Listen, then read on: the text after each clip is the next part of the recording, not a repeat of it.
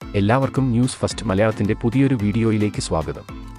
ഇന്ന് പുറത്തുവന്ന 2 cricket updates ആണ് നമ്മൾ ഈ വീഡിയോയിൽ നോക്കാൻ പോകുന്നത്. അപ്പോൾ ഇതുപോലത്തെ ക്രിക്കറ്റ് വാർത്തകൾക്കായി ഈ ചാനൽ മറക്കാതെ സബ്സ്ക്രൈബ് ചെയ്യുക. ആദ്യത്തെ അപ്ഡേറ്റ് 2024 IPL ഷെഡ്യൂളുമായി ബന്ധപ്പെട്ടതാണ്. ഈ വർഷത്തെ IPLനായി കാത്തിരിക്കുകയാണ് ഇന്ത്യൻ ക്രിക്കറ്റ് പ്രേമികൾ. ഇപ്പോഴിതാ IPLുമായി ബന്ധപ്പെട്ടിട്ടുള്ള ചില അപ്ഡേറ്റുകൾ പുറത്തുവന്നിരിക്കുകയാണ്. ഈ വർഷത്തെ IPLന്റെ ഷെഡ്യൂളുകൾ 2 ഘട്ടമായി ആയിരിക്കും പുറത്തുവരിക എന്നാണ് പുറത്തുവരുന്ന റിപ്പോർട്ടുകൾ സൂചിപ്പിക്കുന്നത്. ആദ്യത്തെ 15 ദിവസത്തെ ഷെഡ്യൂൾ ആയിരിക്കും ആദ്യം പുറത്തു വരാൻ പോകുന്നത്. ഇതിനുശേഷമായിരിക്കും ബാക്കി ഷെഡ്യൂൾ പുറത്തുവരുന്നത്. ഇന്ത്യയിൽ ഇലക്ഷൻ നടക്കുന്നതുകൊണ്ടാണ് 2 ഘട്ടങ്ങളായി IPL ഷെഡ്യൂൾ പുറത്തുവിടുന്നത്. എന്നിരുന്നാലും IPL സ്റ്റാർട്ടിംഗ് ഡേറ്റിൽ മാറ്റങ്ങൾ ഒന്നുമില്ല.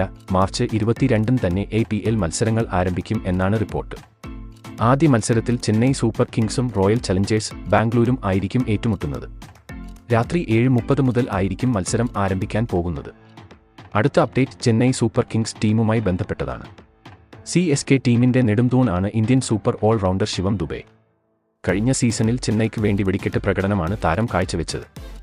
എന്നാൽ ഇപ്പോൾ ഇതാ താരത്തിന് പരിക്ക് പറ്റിയിരിക്കുന്നു എന്ന റിപ്പോർട്ടുകൾ ആണ് പുറത്തുവരുന്നത്. ഇത് ചെന്നൈക്ക് തിരിച്ചടി ആകുമോ എന്നാണ് CSK ആരാധകർ ഉറ്റുനോക്കുന്നത്. കഴിഞ്ഞ ദിവസം നടന്ന രഞ്ജി ട്രോഫി മത്സരത്തിലാണ് താരം പരിക്കുപറ്റി പുറത്തുപോയത്. തുടർന്ന് താരം തുടർ മത്സരങ്ങളിൽ നിന്നും റൂൾഡ് ഔട്ട് ആയിട്ടുമുണ്ട്. നിലവിലെ റിപ്പോർട്ടുകൾ പ്രകാരം താരത്തിന് ഹാംസ്ട്രിംഗ് ഇഞ്ചുറിയാണ്. അതുകൊണ്ട് IPLലെ ആദ്യ കുറച്ച് മത്സരങ്ങളിൽ ചെന്നൈക്ക് ദുബെയെ നഷ്ടമായേക്കും എന്നാണ് റിപ്പോർട്ട്.